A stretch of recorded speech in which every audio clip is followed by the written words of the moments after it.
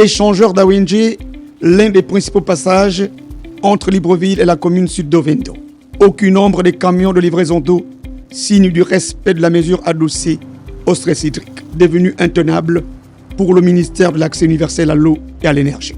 Le poste crise, installé à la caserne des sapeurs-pompiers de Zengayong et regroupant aussi l'unité du génie militaire, est à pied d'œuvre pour les opérations d'enregistrement des commandes, la préparation des bons de sortie et des quittances de paiement indispensables lors des livraisons. Pour plusieurs familles, les démarches semblent accessibles.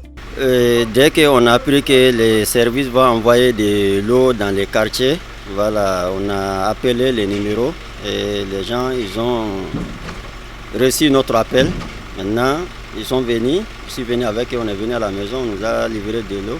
Le dispositif mobilise une trentaine de camions transportant entre 2000 et 5000 litres pour une dizaine de rotations chacun à la fin de la journée.